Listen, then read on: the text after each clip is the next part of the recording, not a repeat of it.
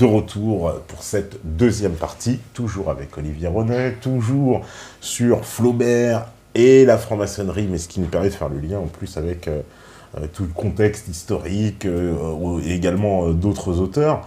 Flaubert d'ailleurs, lui-même Flaubert, alors moi ce que j'ai compris c'est qu'il était en opposition justement au bout d'un moment avec cette franc-maçonnerie sur le Flaubert. Tout à fait. Ça, c'est intéressant, parce qu'il s'est mis beaucoup de gens à dos, même. Tout à fait. Alors, dans ce qu'on a dit en première partie, on a vu que, effectivement, ceux qui avaient pris le contrôle de la franc-maçonnerie étaient associés à des syndicats d'intérêt. Donc, Flaubert, en tant que franc-maçon, amoureux de l'art pour l'art, voyait dans ce mercantilisme quelque chose qui ressemblait fondamentalement à de la grande bêtise. Hein. D'ailleurs, il commencera son livre « Bouvard et Pécuchet » hein, avec une gifle pour la franc-maçonnerie. Hein. Il faisait 33 degrés sur le boulevard Bourdon, qui est absolument désert. Je n'ai peut-être pas dit la phrase exacte, mais c'est dans cette idée. Et ça signifie qu'effectivement, hein, eh bien, au sommet de la pyramide maçonnique, eh bien, on a une chaleur à étouffer et il n'y a absolument rien si ce n'est le vide. Hein. C'est un peu la métaphore de cette phrase. Et donc, il va régulièrement s'opposer à ce mercantilisme maçonnique qui, au bout du compte, effondrait les fondements du concept. Hein. Et donc, il va, entre autres, écrire Le Candidat, hein, donc on est en 1874, où il va montrer du doigt un élu, hein, se moquer des jeux des élus, et mais on est un an avant l'amendement Vallon, mais en faisant cette démonstration, il se met à dos le pouvoir. Le pouvoir entier. Ouais. Complètement. Et donc, régulièrement, il va manifester son opposition, et on peut se dire que avec l'accès à la célébrité, grâce à Madame Bovary, eh bien, les ennuis vont commencer. Hein. Il y aura un procès, et plus tard, il y aura la ruine de Comenville, donc de l'industrie du bois que sa nièce avait. Hein. C'était porté-garant, c'est ça? Voilà, il était actionnaire majoritaire. Ouais. Et pour soutenir sa nièce, parce qu'il voulait que sa nièce ait une belle situation sociale, hein, pour qu'elle puisse briller dans le monde. Et il avait donc, s'était engagé en quelque sorte sur cette entreprise. Mais on s'aperçoit très rapidement que cette faillite n'est pas ordinaire et que personne ne soutiendra. Hein, il a été quand même ami avec Alfred Guérard, l'un des plus grands industriels de son époque, patron de la première raffinerie de pétrole. Hein, il faut savoir que la Luciline, ça devient les pétroles Jupiter, et après, ça devient la Shell. Hein. Donc on est vraiment sur une industrie qui rapporte. Hein, et donc il suffit de regarder aussi les factures de la Luciline et des pétroles Jupiter dans mon livre. Hein. Ouais. Et on voit que ce monsieur ne manquait de rien. Et Flaubert chute pour 1 million de francs hein, sur l'affaire de son industrie. Pour l'industrie, un industriel du pétrole, comme Alfred Guérard, 1 million de francs, c'était rien. Ouais. Il aurait pu effectivement soutenir, mais il a été lâché. Hein, il a été lâché, et George Sand a essayé, lui a proposé de racheter Croisset à l'époque. Bon, mais au bout du compte, il a été lâché, et je crois que le but de cette ruine, en quelque sorte, bien organisée, c'était de le faire taire. Hein, c'était de le faire taire. Et malgré tout, hein, l'année de sa mort, hein, il continuera le combat avec Émile Zola et Guy de Maupassant, il s'attaquera aux tyrans du XIXe siècle. Hein, et l'une de ses remarques, hein, là ma source, c'est le célèbre historien qui est sur Internet et qui fait... Comment il s'appelle cet historien j'ai un petit trou de mémoire par rapport à cet historien. Bon, c'est un historien qui est sur Internet et qui a écrit un livre sur Flaubert. Et donc, il cite une phrase de Flaubert qui dit Henri Guillemin. Henri Guillemin, d'accord. Voilà, c'est ma source, Henri Guillemin. Hein, et il cite une phrase de Flaubert, il dit, donc c'est Flaubert qui dit, il parle donc d'une des grandes familles de cette époque, hein, et il dit la famille de Rothschild, famille susnommée, ayant fait couler plus de larmes que Waterloo et Sedan. Et donc ils vont s'attaquer à ces grandes familles, mais il n'y a pas que les Rothschild, il y a les Rockefeller, il y a tous les grands tyrans du 19e siècle. Il engagera cette bataille, mais on voit bien, au bout du compte, ce qui est advenu de ces trois combattants. Hein. Flaubert est mort d'une hémorragie cérébrale, Zola, dans l'affaire Dreyfus, va être obligé de fuir la France.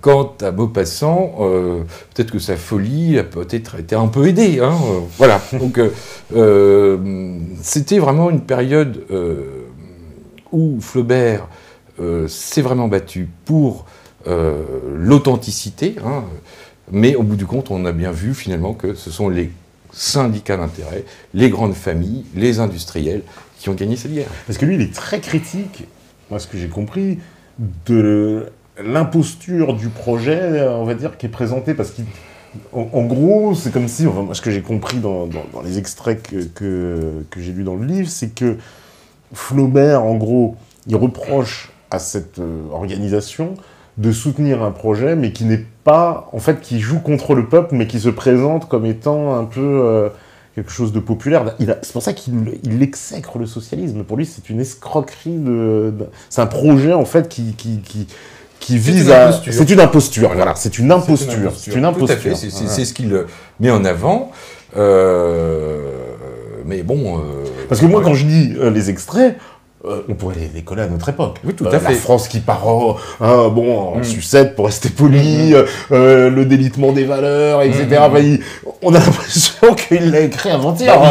Quand je lis les extraits, ils sont traîtres. Ça n'a pas bougé d'un poil. Hein. En fait, c'est que ça n'a pas bougé d'un poil. Voilà. C'est un peu ce que je démontre dans mon ouvrage, Gustave Flaubert et le Grand Orient de France. C'est que, ça n'a pas... la démarche de Flaubert, elle est très contemporaine. Aujourd'hui, il aurait que des ennuis. Il serait procès sur procès sur procès. La Litra, il aurait tout le monde à dos. Il aurait toute la file. Il aurait tout le monde à dos. Tout à fait. Parce qu'il était très très critique. Donc ça veut dire que c'est quelqu'un qui avait quand même... Donc c'est ça qui est quand même assez étonnant. Ça veut dire que finalement ce projet, maçonnique entre guillemets, mais dès le 19e siècle, en fait, c'est détectable. C'est-à-dire que voilà, des gens, entre guillemets, un peu plus éclairés peut-être que les autres, mais qui voient qu'il y a une imposture, qu'on est en train de changer la société, mais on l'oriente dans un sens qui... Mais Flaubert était au cœur du pouvoir, en tant que franc-maçon, et donc, de par sa posture sociale, et aussi en tant que franc-maçon. Donc il savait tout ce qui se passait, comme on a vu, ses proches, c'est un peu l'élite du pays, c'est Maxime Ducamp, c'est le général Cavaignac, et on peut tous les nommer, c'est Napoléon III, c'est le prince Murat, etc., etc. C'est vraiment... il connaît tout le monde, il est dans les salons. Ce qui est rigolo, c'est que à la fois Flaubert était contre la Commune, mais en même temps, il n'aimait pas beaucoup Thiers. Mais il était au courant de tout, parce qu'il fréquentait les people, on pourrait appeler ça comme ça, le haut du pavé, que ce soit au niveau de l'Empire, que ce soit au niveau de la République, que ce soit même au niveau de Charles X, sa famille est au sein du pouvoir. Donc il sait tout, il est au courant de tout. Et donc après, pour lui, prendre ses positions politiques correspondait à un constat de ce qui se passait. C'est pas du tout, contrairement à ce qu'on peut nous faire croire, que c'est associé à son caractère, qu'il avait un caractère de cochon, qu'il était tout seul dans son coin, à croiser l'ermite, il voyait rien du tout, d'ailleurs, c'est un imbécile. C'est presque ce qu'on essaye de nous faire croire. Mais c'est pas du tout ça. On a affaire à quelqu'un qui est en contact avec l'élite du pays, qui échange des correspondances avec les plus grands, qui, tout particulièrement à l'époque de Napoléon III, fréquentent la cour. Donc les princes de ce monde. Donc, s'il nous écrit qu'il y a une duplicité, tout à fait. Il est parfaitement quand même Alors peut-être, informé. Peut-être que si on nous a caché jusqu'à aujourd'hui la franc-maçonnerie de Gustave Flaubert, c'est peut-être que ça a gêné politiquement. Pour qu'on comprenne un peu mieux son œuvre et ses déclarations voilà, et ce qu'il a écrit. Ouais. Parce que, alors justement, cette appartenance à la franc-maçonnerie de Gustave Flaubert, vous avez testé, justement, que jusqu'à aujourd'hui, au XXIe siècle, ça dérange encore. Oui. Alors, là, on pourrait croire que c'est fini. Mais en même temps, alors ça dérange encore. Mais alors, le problème, c'est que c'est plus pour les mêmes raisons. Aujourd'hui, il faut savoir que la ville de Rouen, c'est le Parti socialiste. C'est donc un maillage politique. On est en terre socialiste. On est en terre socialiste, on est en Fabiusi. En Fabiusi, le maire de Grand Quevilly. Voilà. Et donc, à partir de là, la culture doit être un outil politique pour mettre en avant le parti. Et donc, il y a une hiérarchie sur cette utilisation de cette culture politiquement. Et dans cette hiérarchie, il y a des gens, il y a entre autres un universitaire qui est en quelque sorte le représentant et le garant de la transmission de la connaissance par rapport à l'œuvre de Flaubert. Donc il est fondamentalement un féodé au Parti socialiste, ça c'est sûr. Et donc, là, on a affaire, en quelque sorte, à un blanc. C'est-à-dire qu'ils avaient oublié que Gustave Flaubert était franc-maçon. Et donc, si on arrive et qu'on a un peu d'avance, et qu'on ne fait pas partie du club, en quelque sorte, eh bien, on va être, en quelque sorte, censuré. Et ce n'est pas parce que je révèle la franc-maçonnerie de Gustave Flaubert que je suis censuré, c'est parce que je suis le premier. Donc je gêne la crédibilité et l'utilisation politique du patrimoine normand via le Parti socialiste. Voilà. Alors, évidemment, qui dit Parti socialiste, dit Grand Orient de France, et c'est très facile pour eux, après, de vous bloquer professionnellement sur des opportunités de travail quant à Gustave Flaubert. Bon, ça ne m'empêchera pas, en tant que prestidigitateur, de faire le mariage d'un tel, ou l'anniversaire, ou l'arbre de Noël. Mais pour ce qui est d'une diffusion du concept quant au fait que Gustave Flaubert est franc-maçon et les révélations que je fais, puisque je suis le premier à le faire, je deviens gênant parce que je fais de l'ombre à cette hiérarchie socialo-maçonnique qui souhaite utiliser cette connaissance pour faire la promotion. Parce que tout est bien verrouillé, donc c'est la femme du maire de Rouen, c'est ça tout à fait. Alors là, ça a un peu changé, depuis que le bouquin est sorti, donc ça fait un petit peu de chamboule tout. Mais c'est vrai qu'à une époque, c'était les copains. Donc la femme du maire de Rouen, responsable des amis de Flaubert et Maupassant, la copine, je ne citerai pas de nom, parce qu'après on peut avoir des ennuis, et la copine responsable de ceci, et l'ami universitaire, machin truc, le patron, et donc la petite... et derrière tout ça, comme un seul homme, et on travaille tous dans cet état d'esprit de confirmer un maillage politique associé au Parti socialiste, et Gustave Flaubert devient en quelque sorte un lièvre. Mais il n'y a pas que Gustave Flaubert, il y a aussi Jeanne d'Arc, il y a tout l'ensemble de ce qui touche la région au niveau culturel, et en quelque sorte utilisé politiquement, et les initiatives personnelles sont fondamentalement empêchées. Et si vous êtes trop virulent, vous risquez d'avoir des ennuis, comme tout le monde. Il y a même eu des menaces, etc. Voilà. C'est quand même assez incroyable. Des traquenards, alors je ne veux pas rentrer dans les détails, mais effectivement, fais gaffe à ta tête, fais attention à toi. Même il y a un bistrot, j'ai même plus le droit de mettre les pieds. J'ai plus le droit de prendre un café. Allez, hop. Des insultes, etc. Et alors, ils essaient de vous toucher sur votre vie privée, bien sûr. Alors bon, moi, comme je suis très solitaire, c'est pas évident, mais là, j'ai l'impression d'avoir été un peu... je pense qu'ils ont réussi à toucher quelque chose, donc on verra ça, affaire à suivre. Mais oui, ils peuvent aller jusqu'à vous prendre un traquenard et vous mettre dans une situation embarrassante. Hein, fausses accusations, enfin, montrer du doigt. Hein, voilà, ça peut être une histoire de femme, tout bêtement. Hein. Ils sont assez redoutables. Ah ouais. Mais ce qui est assez étonnant, c'est de voir justement jusqu'à 2016, on continue à protéger ce qui nous semblait que de l'information. Je veux dire, Flaubert, il est décédé quand même depuis un certain temps. Voilà. Oui, alors, à une époque, le secret était gardé, mais avec une volonté politique. Mais là, quand je parle de l'équipe actuelle, c'est uniquement une affaire de prestige. Hein. Ouais, c'est une affaire de prestige, ouais, c'est une affaire de prestige. Et je pense que si j'avais été dans l'équipe et en quelque sorte validé par l'universitaire, je serais aujourd'hui quelqu'un avec une belle notoriété à Rouen, c'est sûr.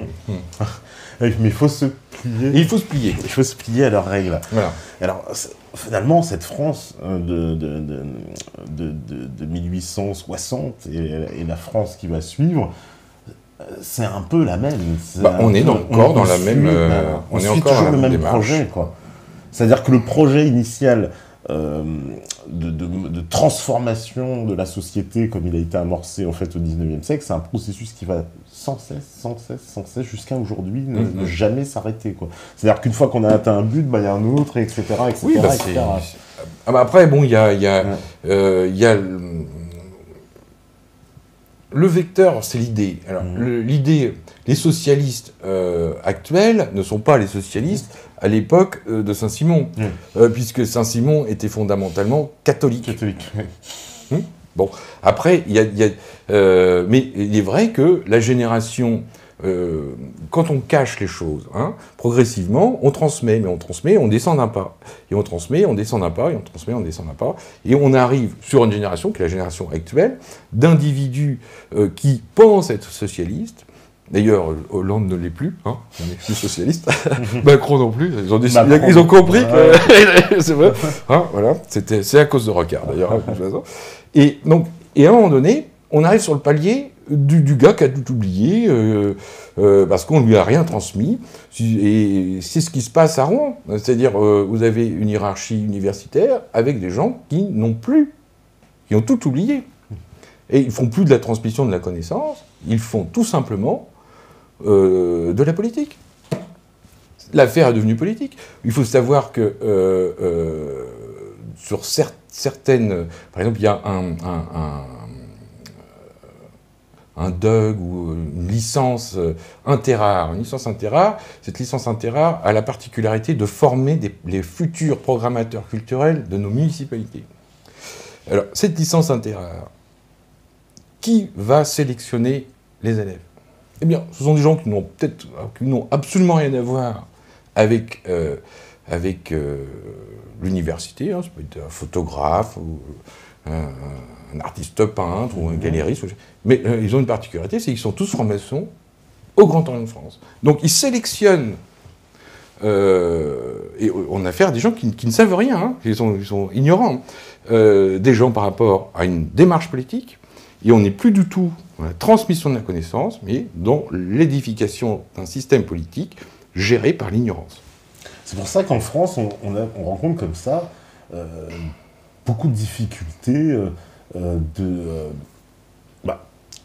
d'expression aussi, j'ai envie de dire aussi, quand les gens font des recherches, on est souvent entravé. C'est pas possible, c'est pas possible, parce qu'il y a toujours, et c'est pour ça ça s'appelle le népotisme. Hein. Ouais. Le népotisme est associé au phénomène de réseau. Hein. Le réseau privilégie certains au détriment d'autres. Hein. Ça s'appelle le népotisme. Alors ça peut être un réseau familial, avec le Grand Orient de France, c'est un réseau politique. Donc, à partir de ce principe de népotisme, eh bien, le meilleur, s'il ne fait pas partie du réseau, déjà, est écarté. On s'attaque toujours au meilleur. Et même au sein du réseau, le meilleur est écarté. C'est toujours la médiocrité qui prend le contrôle. Donc, le réseau écarte les meilleurs et installe une médiocrité au nom d'un concept politique. C'est comme ça au niveau national. Donc aujourd'hui, c'est pas étonnant que tout est en train de s'écrouler. Parce que, oui, c'est un système qui aujourd'hui... C'est un système de chaos. Il a absolument tout pris. Tout à fait. D'ailleurs, historiquement, vous dites que la République va s'installer avec Thiers, ensuite il y aura MacMahon, et une fois que MacMahon va partir, c'est vraiment là le pouvoir total des frères. Voilà. Oui, c'est l'amendement Vallon qui passe un chouïa après, qui va, donc on est en 75, si je ne m'abuse, et qui va en fait définitivement installer la République en France. La République en France. Voilà. Mais comme je disais tout à l'heure, c'est pas parce que c'est la République le mieux pour le plus grand nombre que la République est installée, c'est parce que c'est le moyen le plus profitable, le plus efficace pour une oligarchie de contrôler le peuple. On appelle ça la synarchie d'empire, gérer l'anarchie du bas par une autre anarchie, l'anarchie du haut, qui est une anarchie parlementaire. Donc tout le monde se tire dans les pattes, mais en même temps, il y a un système pyramidal, qui est un système synarchique, et de toute façon, le système électoral au suffrage universel va permettre d'élire au Parlement l'oligarchie sélectionnée. Je n'invente rien, c'est du Audiard. Oui, c'est du Audiard. Voilà. Ouais. Et au bout du compte, cette oligarchie, parce qu'elle se retrouve en haut du pavé, grâce au système, c'est une révolution sans fusil, parce que cette oligarchie est au sommet de la pyramide, et qu'elle a été élue au suffrage universel, donc légitimée, elle pourra, sans se faire prendre, sans se faire montrer du doigt, puisque au bout du compte, c'est le peuple qui l'a élue, organiser une tyrannie, qui sera une tyrannie d'intérêt pour le plus petit nombre, pour cette oligarchie. C'est Thiers, je crois, c'est pas si c'est lui la citation, mais il me semble bien qu'il disait « Je ne crains pas le suffrage universel, les gens voteront comme on leur dira. » Voilà, c'est ça. C'est ça. Et Thiers aussi avait le choix entre le fait de restaurer la royauté ou il a choisi la République parce que c'était plus pratique. C'était plus pratique. Et cette République, il y a un autre personnage aussi qu'on ne peut pas parler, c'est Crémieux. Ah bah Crémieux. Alors Adolphe Crémieux, très connu parce qu'on lui doit, évidemment, le fameux décret Crémieux. Le décret Crémieux, qui va consacrer la nationalité des Juifs d'Algérie.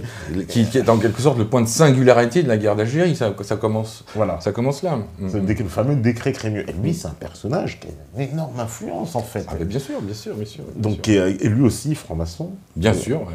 Un souverain grand commandeur, du rite écossais ancien accepté, comme l'a été Élie de Caraze. Ouais. Donc, alors, Crémieux, à travers ce pouvoir, va commettre une erreur. C'est effectivement le décret Crémieux. Alors, erreur volontaire ou non, je ne sais pas. Peut-être qu'il était sénile au moment où il l'a instauré. Sous Louis-Philippe, en Algérie, tout se passait bien. Les tribus géraient le pays. Le système administratif était associé à ces tribus et l'État français avait c'était encore en quelque sorte une forme de protectorat. Avec Thiers, tout va changer. On va dire c'est la République, même en Algérie. Et voilà, et ils vont instaurer un nouveau système administratif tyrannique où ce ne sont plus les tribus qui vont avoir leur rôle légitime donc de gérer le pays, mais la France. Français, voilà. La France, c'est Paris. Et donc ça, c'est la première erreur, parce que on peut imaginer les troubles que ça a pu engendrer. Et ensuite, il va commettre une deuxième erreur, c'est de privilégier une caste par rapport à une autre. Alors ça va être effectivement les Juifs d'Algérie qui auront le droit à la nationalité française et pas les tribus, pas les autres tribus. Mais alors, justement, petite particularité, je vais me dire si c'est exact, justement, mais le décret Crémieux, dans son origine, il était fait pour donner la nationalité à tout le monde. et ensuite on y a apporté, après on dit non, on va la donner qu'aux Juifs. C'est exact, c'est passé comme ça un peu. Alors, je ne connais pas les subtilités du décret Crémieux, ça je ne connais pas l'historique du décret Crémieux sur le bout des doigts, mais maintenant tout ce que je sais, c'est que en créant une différence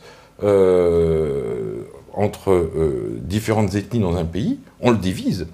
Hein.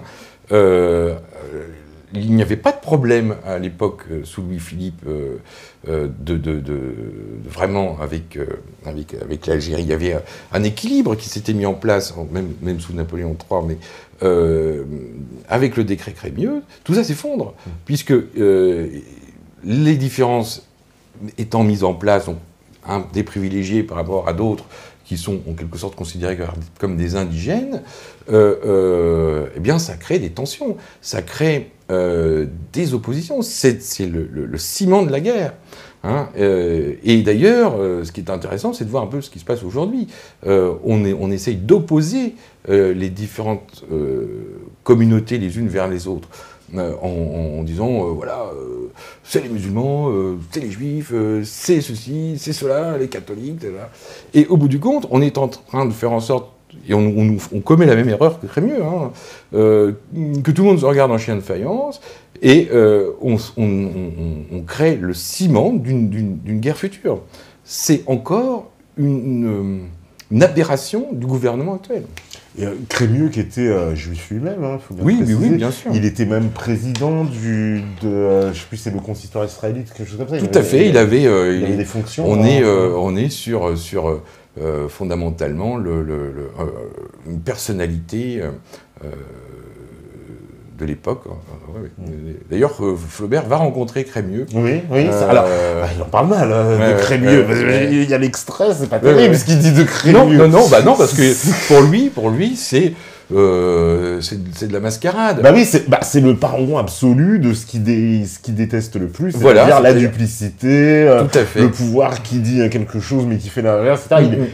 Il l'onie complètement Crémieux. Puis en plus, on lui dit Crémieux, attention, parce qu'il est puissant quand même en plus. Oui, mais au bout du compte, Flaubert connaît des gens peut-être plus puissants que Crémieux, hein, donc il s'en moque. Hein, mais oui, c'est avec Crémieux, il voit cette oligarchie qui va prendre le pouvoir au niveau de la France, et cette oligarchie qui n'est pas que juive, hein, elle est multiple, hein, on ne va pas jeter la pierre.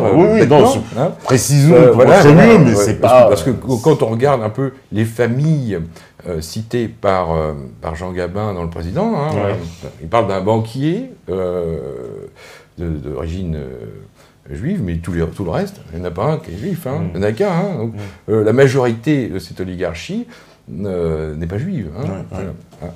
Et donc, à partir de là, bah, évidemment, comme c'est un homme politique qui représente le pouvoir, il va lui tirer dessus. C'est l'anti-maçon. La représentation des contre-lumières. Ce qui va tuer la maçonnerie. Hein, oui, effectivement, là, Flaubert ne le voit pas d'un bon oeil. Hein. Oui, Flaubert, il n'apprécie pas beaucoup ce Crémieux. Hein, et qui va, on le sait, avoir une importance après à cause de ce fameux décret Crémieux. Quoi. Donc, Flaubert, lui, on comprend bien, qui critique tout ça, mais ça va mal finir parce que. Voilà, on expliquait tout à l'heure l'entreprise, mais on va essayer de le ruminer un peu. On va essayer de il va être ruiné. Il va être ruiné à cause de l'affaire Comenville, hein, c'est ce qu'on disait tout à l'heure. Et ça va lui coûter cher, même, c'est sûr. Aujourd'hui, c'est pas différent d'hier. Hein. Je crois que tous ceux qui sont un peu dissidents sont confrontés à des problèmes. Des gros problèmes. Alors, ce qui est intéressant de savoir dans ce livre, donc Gustave Flaubert et le Grand Torrent de France, donc je signale que si des personnes veulent me rencontrer pour en parler, hein, je fais une signature le 8, le samedi 8 octobre, à la librairie française. Hein. D'accord. Donc, on peut me rencontrer. Sinon, on peut aussi acheter ce livre sur Amazon.fr. Voilà. Ce qu'il faut savoir par rapport à Gustave Flaubert, c'est qu'on a affaire à quelqu'un d'authentique. On pourrait assimiler l'esprit de Gustave Flaubert à l'esprit de Gustave Moreau. Je ne sais pas si vous voyez ce peintre Gustave Moreau. D'ailleurs, Gustave Moreau va inspirer énormément Gustave Flaubert, tout particulièrement dans un de ses 3 contes, dans Hérodias. Hérodias est inspiré par une peinture de Gustave Moreau.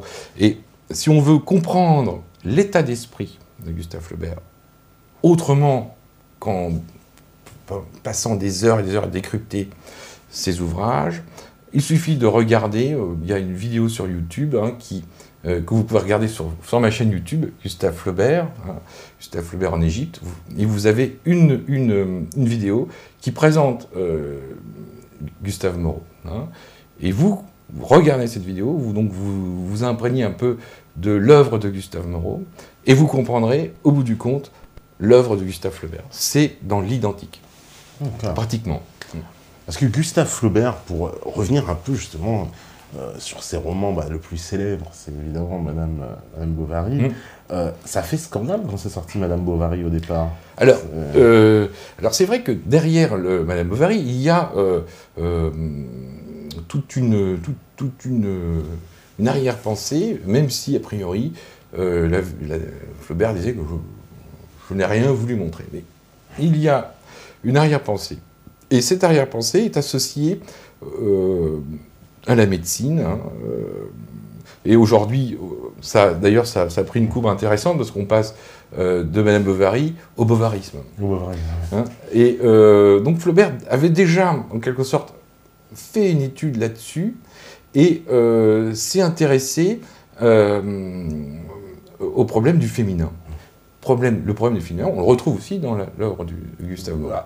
Et tout en faisant ce travail, eh bien, il va être, quand le livre va sortir, il va être attaqué.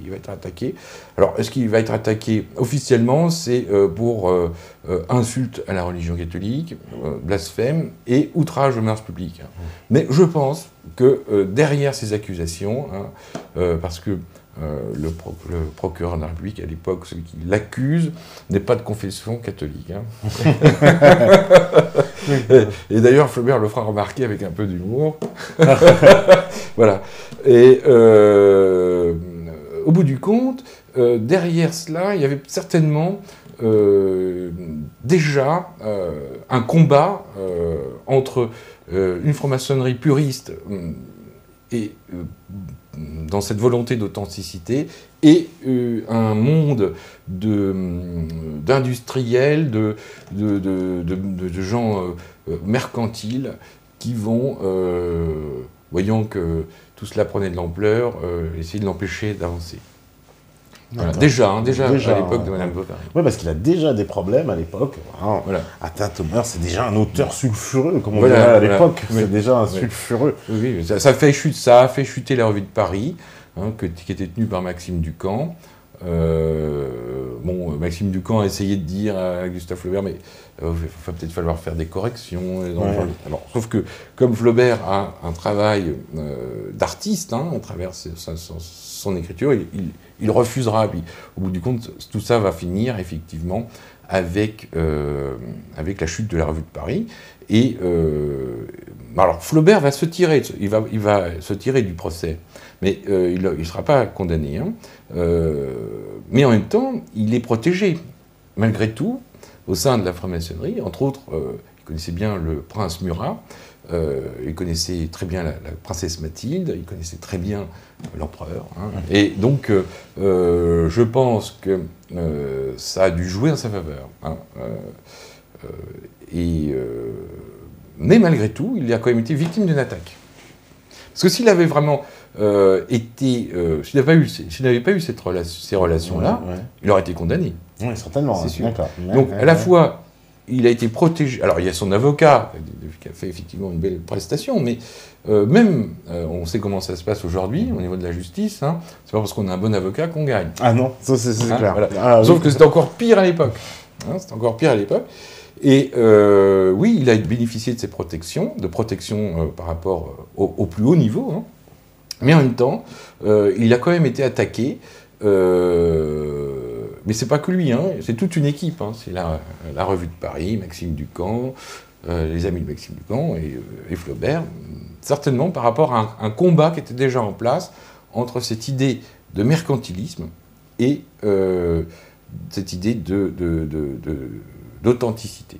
Alors, on retrouve ça aussi avec l'affaire de la fontaine de Louis Bouillet. C'est-à-dire que Louis Bouillet, Louis Bouillet, qui était un grand ami d'Alfred Gard, d'ailleurs, Louis Bouillet meurt. Hein, et donc, Flaubert propose de mettre en place, gratuit, enfin, sans demander de subvention à la mairie de l'époque, au conseil municipal de l'époque, l'autorisation de placer une fontaine avec le buste de Louis Bouillet. Et encore une fois, là, pour des raisons inexplicables, la mairie va essayer d'empêcher l'édification de cette fontaine. Et là, on a cette célèbre lettre de Gustave Flaubert à la municipalité de Rouen, que j'ai dans le livre, et qu'on pourrait calquer point par point à la municipalité de Rouen d'aujourd'hui. On pourrait mettre la même chose, la lettre de Gustave Flaubert, exactement la même chose. Oui, parce qu'en plus, maintenant, il y a en plus cette fontaine. Alors, elle a été déplacée, mais il a eu gain de cause. Hein, il a eu gain de cause, mais peut-être qu'en faisant un peu de tambour, des fois, on obtient un peu ce qu'on veut. Hein. Il y avait quand même du monde derrière. Il y avait les frères Goncourt, il y avait Georges Sand, il y avait des célébrités qui soutenaient Louis Bouillet. C'est uniquement deux, trois fripons à la municipalité de Rouen. Alors, il les cite, hein, bien entendu. Et fripons qui étaient eux aussi francs-maçons. Hein, faut le savoir. Toute la famille. La foire d'Empoigne. Ça se déchire un peu, c'est en famille. Hein, voilà, c'est un peu ça. Hein. Donc, Flaubert, voilà, donc il est complètement, effectivement, au fur et à mesure, poursuivi, en tout cas, poursuivi, c'est peut-être pas le bon terme, en tout cas, il est harcelé, on va dire, pour... en tout cas, lui donner une mort sociale, quoi. Non, mais le problème de ce jeu, et là où ça devient redoutable, c'est que la force de ces réseaux, c'est ça se passe pas par le harcèlement, ça se passe par le coup bas. Et le coup bas, on ne le voit pas venir. Hein. Donc, non, il n'a pas été harcelé. Il n'a pas vu le coup venir. Il n'a pas vu le coup venir. Et il s'est retrouvé... Ouais, d'accord. Voilà. Et il a chuté, sans voir le coup venir. Parce que il faut savoir qu'on a affaire quand même à des réseaux, un réseau secret. Hein. Donc ça s'installe tout doucement, tout doucement. Et à un moment donné, pouf, tout s'ouvre, et c'est la trappe s'ouvre et tout. Ouais. J'ai l'impression que je suis aujourd'hui victime d'un combat similaire. Comme je vois un peu le truc se mettre en place, je devrais pouvoir me défendre. Mais le coup bas vient de la mairie. Et tout doucement, le truc s'installe, jusqu'au moment où... Et là, paf. Et voilà comment ça marche. Donc, non, Flaubert n'a pas été harcelé, il a été piégé. D'accord. Voilà. Alors vous, d'ailleurs, vous avez pu faire une exposition, quand même, au musée Flaubert. Alors, tout ça a une histoire. Hein, oui, bien sûr. Alors, oui, expliquons-la un peu. Moi, à l'origine, en tant que prestidigitateur, je n'ai pas j'avais pas l'idée, à l'époque, de faire quelque chose sur Gustave Flaubert. Je faisais tourner une exposition qui s'intitulait « De la lanterne magique au numérique hein, », donc l'univers de Georges Méliès. Mais au bout de 20 ans, on se dit on va changer de sujet. Et je me suis aperçu que le voyage en Égypte de Gustave Flaubert n'avait jamais été traité. Hein, on était en 2010, 2009, hein, je ne sais plus exactement, et je m'aperçois de ça. Et alors je me dis, je vais traiter le sujet, et je vais changer, je vais passer de Méliès à Gustave Flaubert. Et donc, je monte une exposition sur le sujet, une conférence qu'on retrouve dans le livre ici, qui a été présenté au musée Flaubert, un spectacle de magie orientale, un film, enfin bon, quelque chose de très complet autour du voyage en Égypte. Je présente ça à la mairie de Rouen, bloqué. Là, bloqué. Et tout doucement, parce que j'ai un peu d'expérience dans les stratégies de programmation culturelle, je me rapproche du maire de Canteleu, parce que je sais qu'il y a un temps pour Flaubert, qui est consacré à Gustave Flaubert, un temps pour Flaubert, sachant que Canteleu, c'est quand même là où Flaubert a écrit son ouvrage, et je me rapproche doucement du maire de Canteleu, qui est aussi, qui était, je ne sais pas s'il est toujours, qui est député, et qui était aussi, ou qui est, je ne sais pas, premier secrétaire du Parti socialiste de Seine-Maritime. Et, miracle, j'ai affaire à quelqu'un d'intelligent, qui a priori n'est pas corrompu, a priori, puisque lui, voyant l'intérêt de mon projet, me programme à Canteleu. Alors c'est là où, grâce à ce monsieur, je suis programmé au musée Flaubert, parce que le musée Flaubert, voyant que j'avais démarché 2 années, les portes claquées au nez, pendant 2 ans, j'étais tricard. Et quand j'ai été programmé, parce que c'est un petit club, tu sais, à Canteleu, le musée Flaubert se retrouvant en quelque sorte perdant sur la première de l'idée, va me programmer avant Canteleu. L'idée, c'était de garder au niveau interne de l'équipe le prestige. C'est nous les premiers. C'est nous les premiers. Et après, il suffit de regarder sur ma chaîne YouTube Gustave Flaubert, il y a tout le monde qui est là, on voit un peu tout se représentant, et puis il y a un personnage qui fait une tête pas possible, c'est le responsable de la médiathèque de Canteleu, et on voit tout de suite dans les regards le poids. Parce que lui, il se dit, ils sont entrés, oui, le premier j'ai vu, et maintenant ils ont repris mon projet. C'est ça, oui, parce que au bout du compte, moi je ramène un projet, mais on me le pique, voilà. Et donc, alors, moi j'étais bien heureux, je me dis, bon, alors moi j'ai essayé d'expliquer que c'est pas parce que j'étais pré-exposé au musée Flaubert et à Canteleu qu'on avait affaire à la même clientèle. Mais comme j'avais affaire à des gens un peu limités, ils ne voyaient pas ça de cet œil. Bon.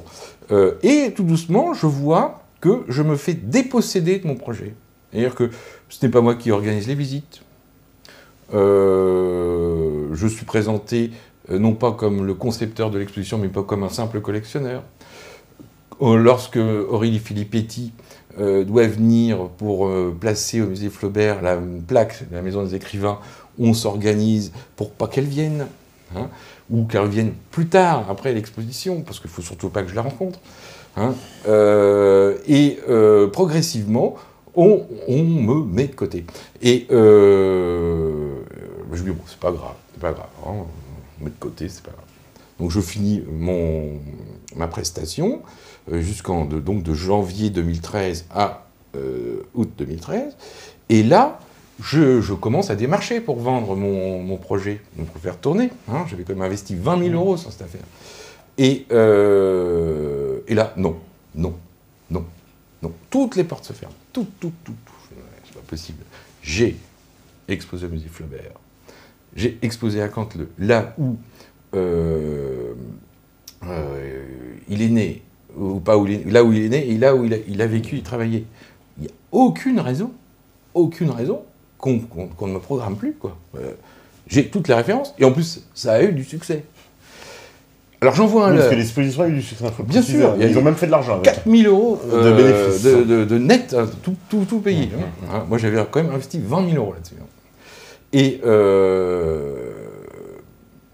là, je me suis dit, bon, il y a un truc. Donc j'envoie un leurre.